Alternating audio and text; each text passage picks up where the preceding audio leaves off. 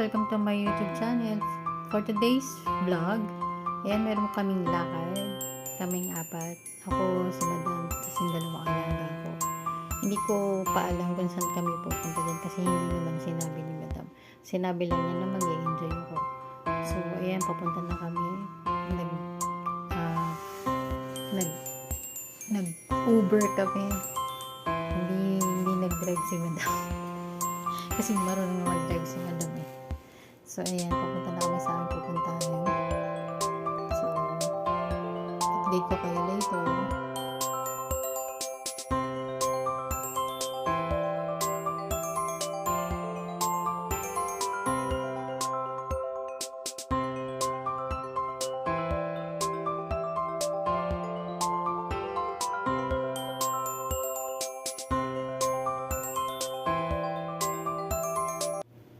So, ayan, update mga ka-solid parts. So, nandito na kami sa aming pupuntahan. Ang pupuntahan pala namin ay Circus. Ang pangalan ng show ay Pluma Circus. Diyan pa kami pupuntahan. Sabi ko nung hindi pa kami pumapasok, parang hindi naman ako familiar sa mga circus. Kasi parang first time ko lang din makapasok. Ang lagi lang namin napupuntahan perya pag piyesta sa amin sa Lumban. So, ayun. Sabi ni Madam, mag-enjoy daw ako. So, hindi pa, nakangumiti lang ako. Kasi bumili na kami ng ticket. Hindi kami bumili. Nung alaga ako sa online. So, pinakita lang dun sa gate bago kami makapasok. So, ayan, papasok na kami dun sa pinaka place kung saan yung circus. Ayan yung mga tapos bago pa lang kami papasok, tinatanong na ni Madam kung anong gusto kong kainin, anong gusto kong kape. Syempre pag ako kumain tapos nagkape, syempre hindi rin ko naman may enjoy kasi syempre mabibisi sa panood. Tapos ang dami yung mga pambata, mayroong mga games. Pambata talaga. Ayan, papasok na kami doon. Ayan yung Pluma Circus. Tapos yung sa kabila nun, mall na. Boulevard Mall, bagong mall sa Jordan, napakalaki. Makikita nyo sa mga next video ko kasi ang dami kong video, ang haba ng video ko. Siguro itong mga ganap dito sa Pluma Circus is part 3. Yan. Tapos tinatanong ni Madam pagpasok namin, gusto kong popcorn.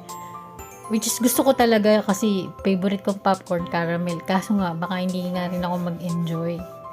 Kung kakain ako, dinayo ko lang doon sa loob, kakain ng popcorn. Sabi ko kay Madam, no. Tapos ayun, chine-check na yung sa phone ng alaga ko yan. Papaakyat na kami, papasok na kami sa aming pwesto sa loob ng circus. Ayan. Paakyat na kami. Tumigil kami kasi hindi rin alam ng alaga ko kung saan. Pero nagtanong siya dun sa, ayan, dyan sa babae niya. Kung saan yung seat namin. Ayan, tinuro na. Ayan, paupo na kami. Ngayon, maunti pa yung tao, pero nung mag-i-start na, madami na. Madami na ang tao. Halos puno siya. Ngayon talagang nag-enjoy talaga ako kasi grabe. Nandun ang kaba.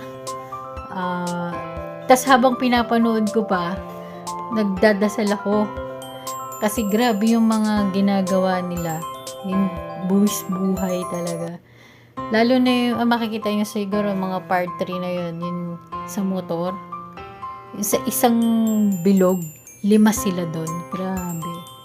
Kasi yan na mag-start na. So hanggang dito lang ang aking mga ikukwento. Panoorin nyo lang. I hope you enjoy the circus with us. Bye mga kasalipas. Enjoy watching.